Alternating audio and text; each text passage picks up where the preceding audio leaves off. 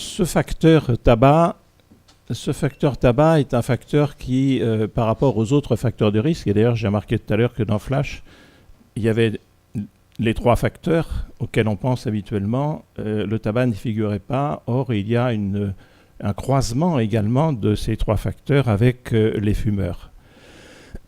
Et cette non-présence ou absence très volontiers du tabac dans les discours de prévention par rapport aux lipides, à l'hypertension artérielle, voire le diabète maintenant pour les cardiologues qui s'y intéressent de plus en plus, explique peut-être ce que l'on voit là. Ce que l'on voit là, c'est les résultats d'Euroaspire 4. 16% des patients sont encore fumeurs à 6 mois d'un syndrome coronaire aigu ou d'une revascularisation. Ça veut dire que la moitié des fumeurs au moment de l'événement soit n'ont pas quitté leur tabagisme, soit ont repris. Et si on regarde ce qui s'est passé réellement, et là, vous parlez tout à l'heure de diminution des traitements ou de l'absence de traitement, là, c'est 1 sur 5 seulement, même moins d'1 sur 5 qui a reçu un accompagnement, une aide pharmacologique. Et dans cette aide pharmacologique, elle est présente pour ces gens qui ont été accompagnés seulement également dans 1 cas sur 5. Et si on regarde la France, il y a eu une étude parallèle qui a été faite justement à partir d'Euroaspire 4. Eh bien, on voit qu'on est parmi les plus mauvais, une très forte prévalence, parmi les plus importantes dans les pays européens au moment d'un événement coronarien. Et on a le plus faible pourcentage d'arrêt, moins de 30%, avec donc encore 25% de fumeurs et non pas 16% à 6 mois de l'événement. Et en fait, on pourrait se dire, mais oui, mais bon, c'est peut-être pas si grave. Bah si, c'est grave. Et c'est grave, et moi je présente toujours cette plaque parce qu'elle me parle énormément. Elle montre 2 choses. D'abord, vous voyez dans cette étude italienne qu'il y a 62% de rechute à 12 mois, mais que la moitié de ces rechutes surviennent dans les 30 premiers jours, ce qui veut bien dire, ce qui souligne le côté addictif du produit et la reprise très précoce.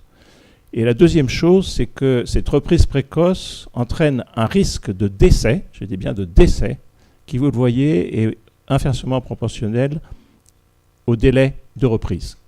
C'est-à-dire que ceux qui ont repris très tôt, vous voyez, ont un risque par rapport aux abstinents qui est multiplié par 5. Donc c'est un peu, et j'ai l'habitude de dire ça aux internes ici, c'est qu'un fumeur qui sort sans aucune aide pour arrêter son tabagisme, c'est comme si vous vouliez se sortir avec son stent sans antiagrégant. Alors que faire? Alors bien sûr, ce que l'on fait tous, c'est de conseiller d'arrêter de fumer. Ça, c'est facile, ça ne prend pas beaucoup de temps et ça ne demande pas beaucoup de connaissances, mais ça ne suffit pas. Ça suffit pas non plus de dire de façon incantatoire, bon, enfin, je vous ai déjà dit qu'il fallait que vous arrêtiez de fumer, ça ne sert à rien. Voire même ça renforce la résistance chez un certain nombre de fumeurs qui disent ce médecin il ne comprend rien, il ne sait pas ce que c'est qu'un fumeur, il ne sait pas m'aider. Alors est-ce que c'est nécessaire de leur aligner les risques de poursuivre leur tabagisme? Ben non. Ça ne sert pas à grand-chose non plus, d'abord parce qu'ils l'ont déjà sur leur paquet de cigarettes au quotidien, donc ils le savent, et ça les énerve plutôt, et ça ne leur apporte aucune aide spécifique pour arrêter. Et pourquoi ça ne leur apporte pas d'aide? Pas tout simplement parce que le tabagisme, ce n'est pas un mauvais comportement, ce n'est pas une mauvaise habitude, c'est une addiction. Et quand je dis une addiction, c'est quelque chose qui est assez peu connu de la population, voire même des fumeurs parfois qui pensent que c'est eux qui sont mauvais. C'est une addiction qui peut être plus forte, et même dans les études qu'il l'est en général, plus forte que celle des drogues illicites, ce qui paraît curieux comme ça, mais c'est vrai. Et ça explique que parmi ces 70% de fumeurs qui voudraient arrêter, eh bien, peu réussissent tout seuls, sans aide, parce qu'ils n'arrivent pas à sortir de ces drogues dures. Alors, comment les aider? La première chose, et moi je crois que c'est un point très important, parce qu'on a parlé de traitement moderne, mais ça, c'est pas moderne. C'est quelque chose qui devrait être dans notre comportement médical pour plein de choses. C'est une approche très empathique. Le fumeur, il se sent coupable. Donc, il faut déjà le déculpabiliser. Il n'est pas coupable de fumer, il est victime de son tabagisme et de l'addiction qui fait qu'il a commencé à fumer très jeune sans savoir.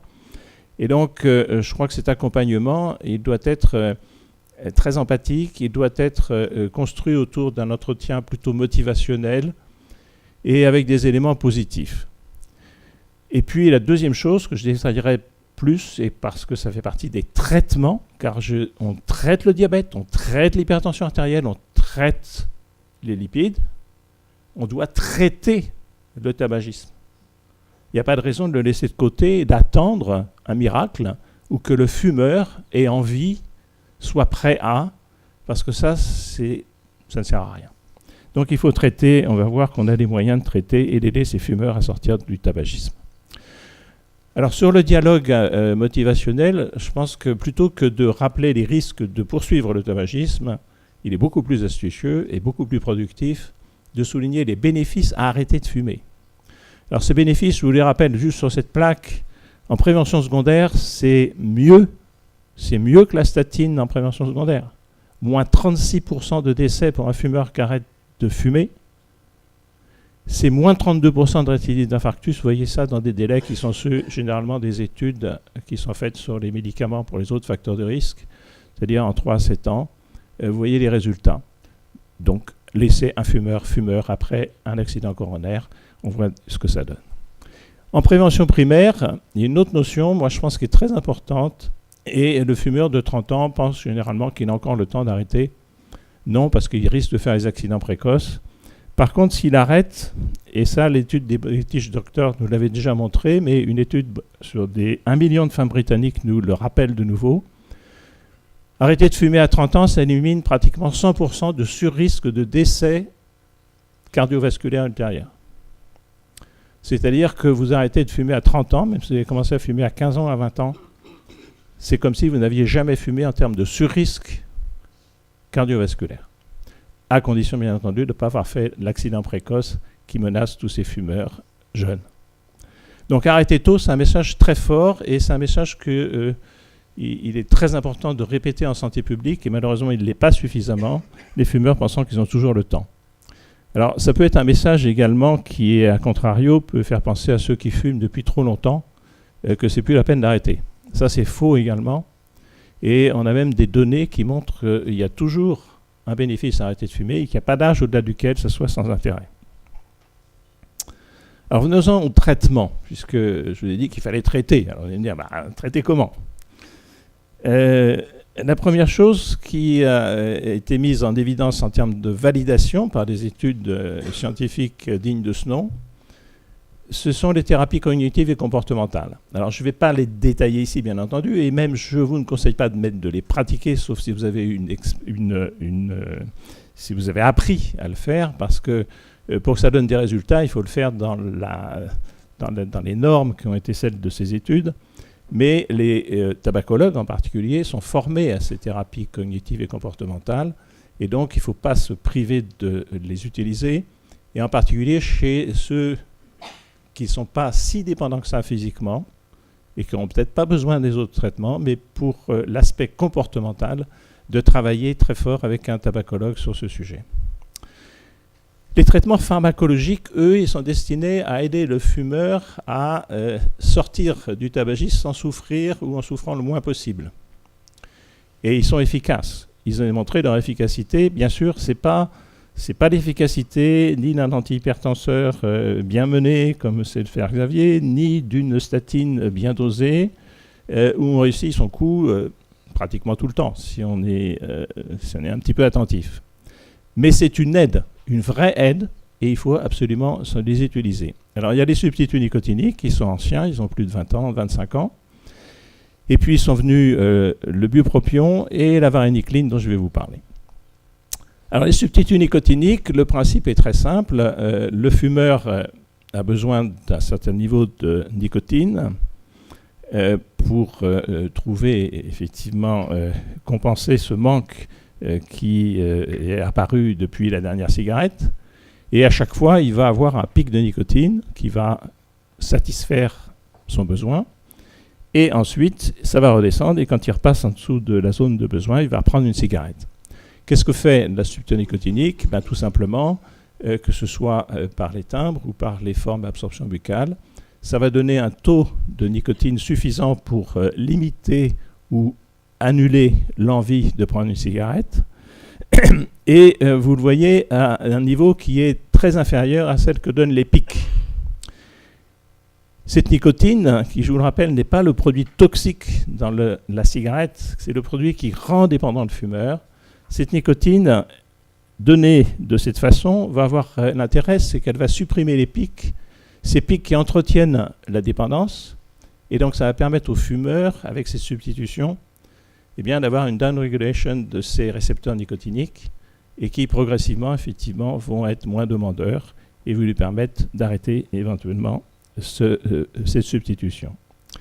Et d'autre part, cette nicotine, et ça c'est très important pour la sécurité pour nos patients en particulier coronariens et cardiaques, cette nicotine à ce niveau-là n'a pas les effets sympathomimétiques que donnent les pics de nicotine de la cigarette fumée. Si bien que, et maintenant ça fait 15 ans, donc c'est pas tout récent, les recommandations des autorités de santé recommandaient les substituts nicotiniques chez les patients coronariens et même disaient qu'on pouvait les prescrire au décours immédiat d'un infarctus du myocarde. C'est pour dire la tolérance et la possibilité d'utiliser chez les coronariens. Alors, je ne vais pas détailler ces produits. Je crois que s'il faut, c'est s'approprier, savoir ceux qui existent, s'en approprier un, en l'occurrence une forme de timbre, s'approprier une forme d'absorption buccale, connaître l'inhaleur, connaître le spin. Et cette panoplie-là permet, en fonction du goût du fumeur par rapport à ces différents types d'absorption, de faire des choix circonstanciés. Je vais souligner quelques points pratiques très importants pour la bonne gestion de cette substitution. Tout d'abord, il faut toujours, sur vos prescriptions, associer le timbre et une forme à absorption buccale. Pourquoi ? Tout simplement parce que ça permet d'ajuster la posologie de façon progressive. On va partir d'un dosage, d'une posologie qui va être relativement arbitraire, qui va être en gros 1 mg de nicotine pour une cigarette, donc un patch de 21 mg ou un patch de 25 mg pour un paquet par jour. Et on va adapter la posologie. Quand on traite une hypertension artérielle, on adapte la posologie. Quand on traite les lipides, le cholestérol, on adapte la posologie. Il n'y a aucune raison, effectivement, que ce ne soit pas le cas pour cela. Et c'est contraire à ce qui est marqué dans les notices des substituts nicotiniques, qui ont une espèce de schéma arbitraire et qui n'a aucune base, d'ailleurs, scientifique, puisque ça ne sort pas d'études, et qui fait que l'application de ces notices fait que l'absence d'adaptation, en l'occurrence, est responsable d'un grand nombre d'échecs de cette substitution nicotinique. Alors, le nombre de cigarettes, c'est une chose, mais il y a une deuxième question qui est très importante pour voir la dépendance des sujets et adapter leur posologie de nicotine. C'est le délai entre la première cigarette et l'éveil.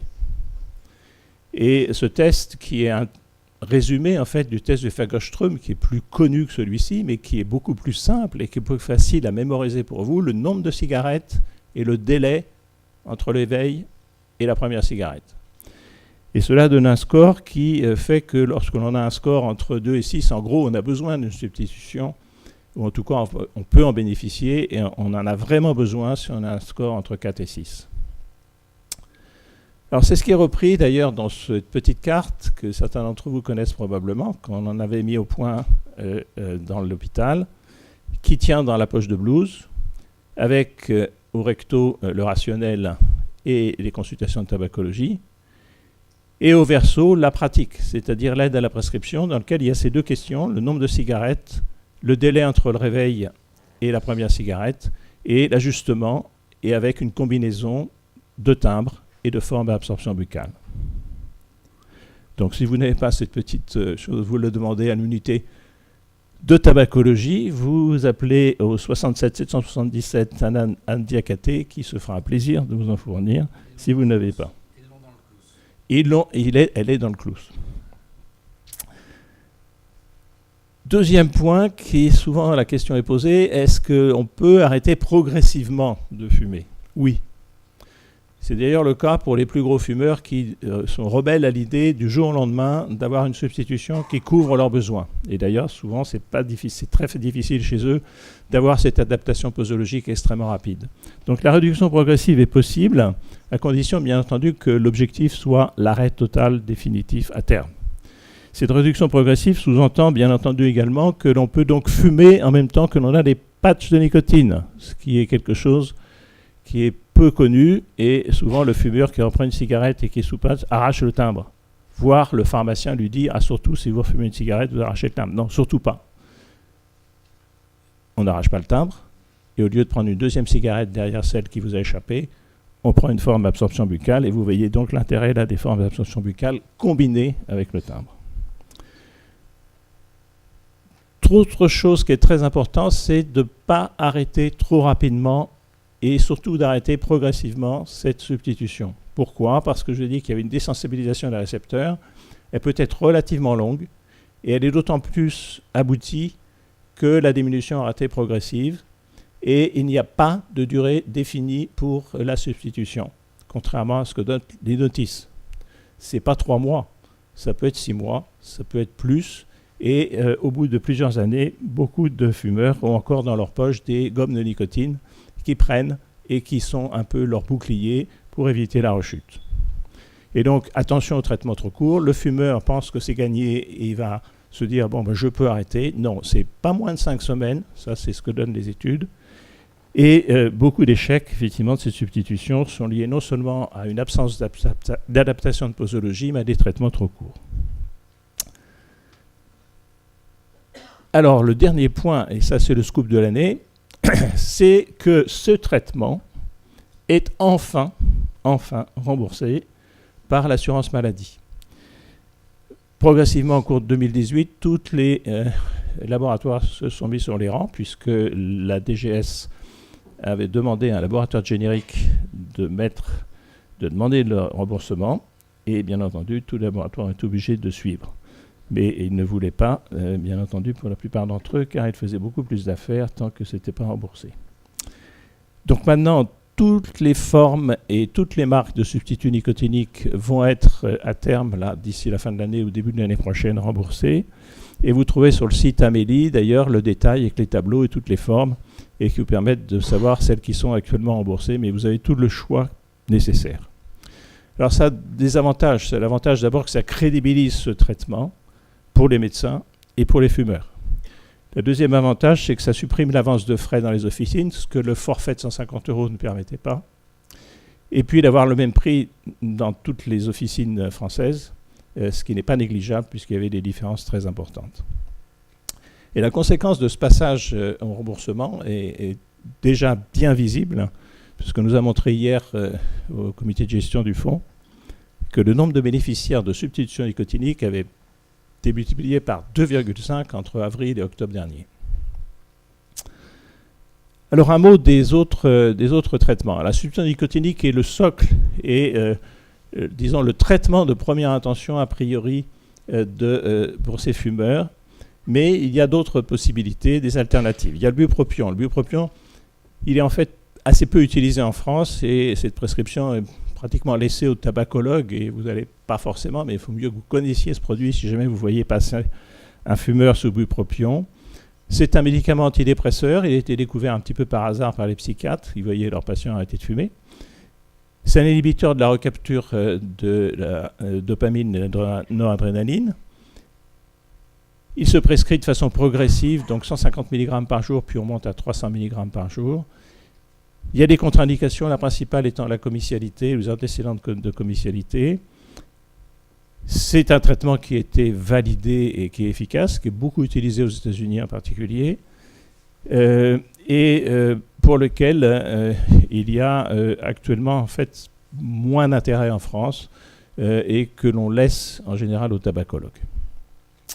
Par contre, il y a un produit qui est intéressant, qui est la varenicline. La varenicline, c'est un produit qui est particulier, c'est un agoniste partiel des récepteurs nicotiniques. Quand le fumeur fume, il a une stimulation des récepteurs, une sécrétion de dopamine, il est content. On lui arrête son tabac, il ne va pas bien, il est comme on dit en craving, envie impérieuse de fumer. Sous varenicline, qu'est-ce qui se passe? L'effet agoniste partiel va stimuler les récepteurs et donner l'impression qu'il a fumé. D'autre part, ça bloque les récepteurs, c'est-à-dire que s'il prend une cigarette alors qu'il est sous varenicline, il va trouver que sa cigarette a un drôle de goût, et d'ailleurs c'est ce qu'ils disent, ma cigarette, elle est bizarre, c'est pas ma cigarette. Donc voilà l'effet de la varenicline. Alors la varenicline est aussi efficace, voire plus efficace dans certaines études que la substitution nicotinique.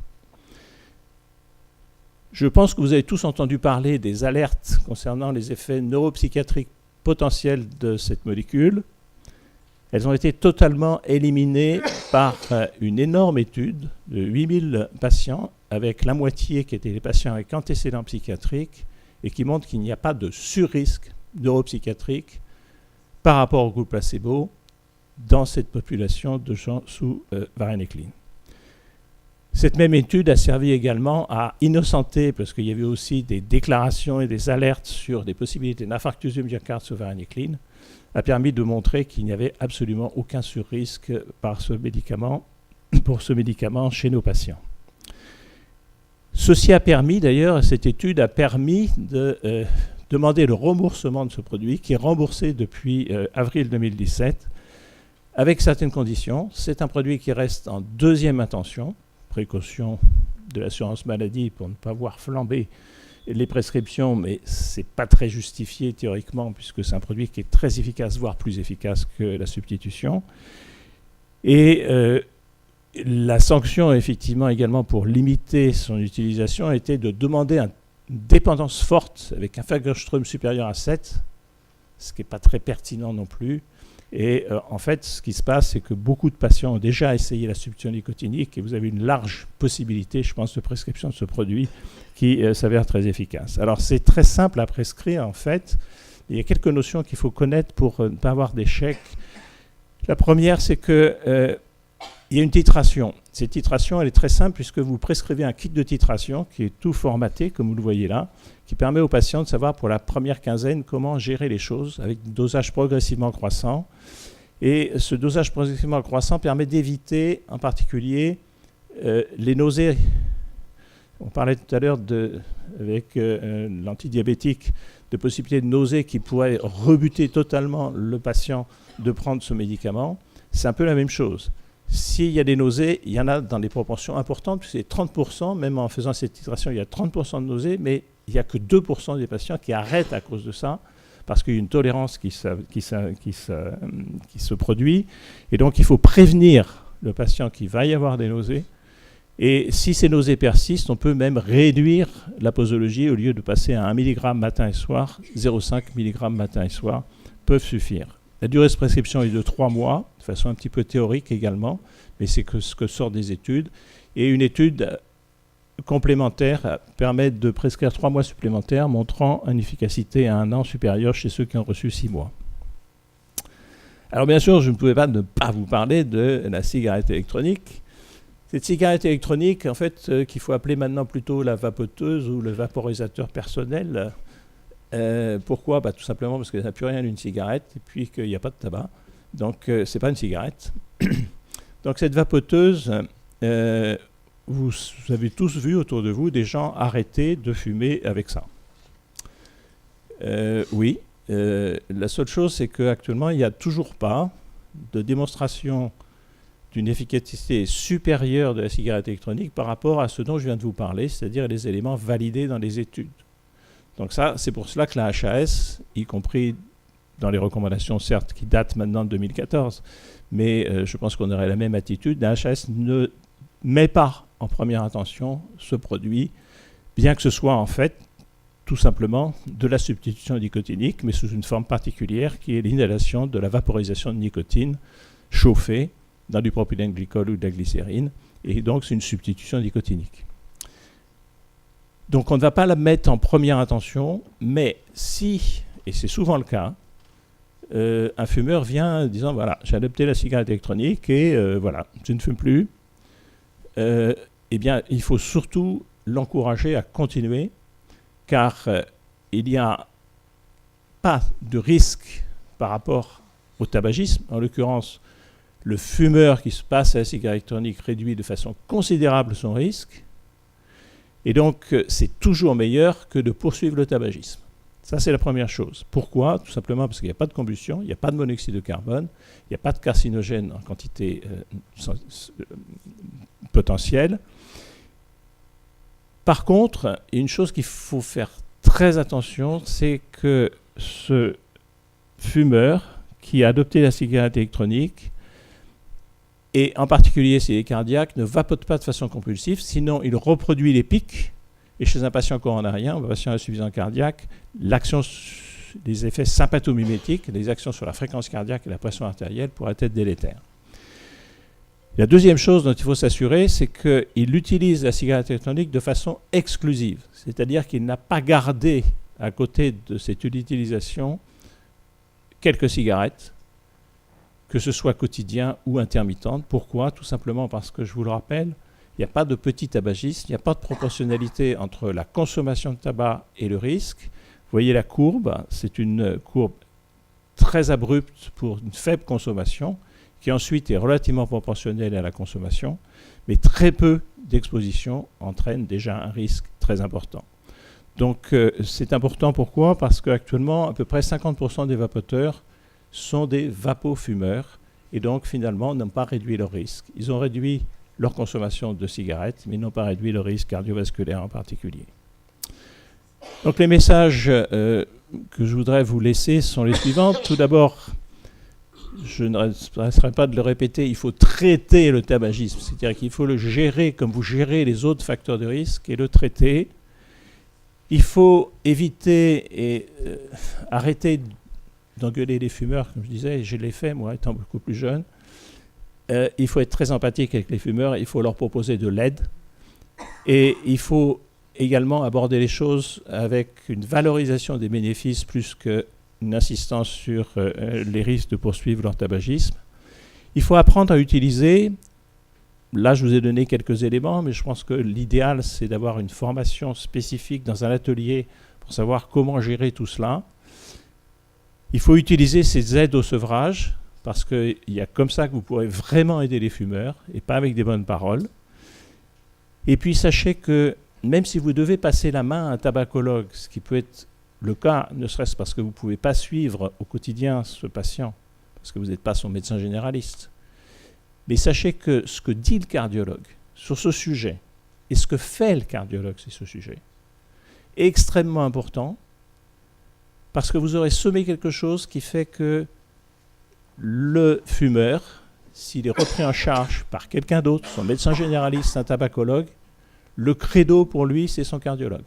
C'est ce qu'a dit le cardiologue. Et si le cardiologue n'a rien dit, ou c'est que là, il n'a rien fait, eh bien, les autres pourront passer derrière, ils auront beaucoup de mal à gérer ces choses. Enfin, je vous donne, et vous aurez ces diapositives sur le site, vous pouvez télécharger sur le site du RESPAD ce livret d'aide à la pratique qui a été fait pour les professionnels de santé et dans lequel vous avez tout ce qu'il faut pour savoir bien gérer un fumeur et enfin vous en occuper vraiment. Je vous remercie.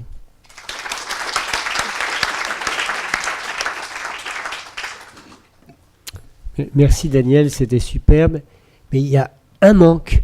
L'autre jour, en allant dans un tabac, j'ai vu qu'ils vendaient une cigarette de faible combustion. J'ai cru comprendre que c'était du tabac, le tabac mais chauffé. qui était chauffé à 100 degrés au lieu d'être cremer à 8000. Qu'est-ce que tu en penses ? Alors, le tabac chauffé est le nouveau leurre de l'industrie du tabac. Alors, je n'en ai pas parlé parce que c'est absolument pas... Alors, si la cigarette électronique peut être une solution pour les fumeurs, pour certains fumeurs individuellement, bien sûr, le tabac chauffé ne l'est absolument pas. Le tabac chauffé, c'est le nouveau leurre de l'industrie du tabac. Philip Morris en particulier, si vous allez sur le site de Philip Morris, vous verrez que A Smoke-Free World, un tabac sans fumée. Et donc, il préconise à la place de la cigarette le tabac chauffé. Ça consiste à chauffer le tabac. Alors, c'est une vieille histoire, mais c'est une histoire qui n'avait pas prise à l'époque parce que c'était des matériels qui ne donnaient pas satisfaction aux fumeurs. Et ils ont trouvé quelque chose qui s'appelle IQOS, I Quit Ordinary Smoking. D'ailleurs, ce qui est curieux, c'est qu'il y a toujours smoking dedans, dans leur nom. Donc, IQOS, donc vous avez ça, IQOS. Ne vous y laissez pas prendre si vous êtes fumeur, c'est un leurre. C'est-à-dire qu'on chauffe le tabac qui est mélangé avec un peu de propylène-glycol, qui fait qu'il y a une vaporisation, une inhalation effectivement de la nicotine, qui va donner au fumeur sa dose de nicotine. Mais le chauffage, qui en fait réalise une sorte de pyrolyse, va également dégager des carcinogènes, et dans des quantités qui font que ce produit n'est absolument pas un produit sûr. Je ne voulais pas parler du cancer, bien entendu, aujourd'hui, parce qu'on était dans une ambiance cardiovasculaire, mais il est sûr que ce produit est certainement un produit que va utiliser l'industrie. Mais est-ce qu'il a été évalué dans l'aide au sevrage ? Absolument pas. Jamais. Et il ne le sera pas parce que c'est pas possible. Ça va complètement contre toute idée. Effectivement, ça ne... voilà, ça reste, vous restez un fumeur. Si vous utilisez le tabac chauffé, vous restez un fumeur.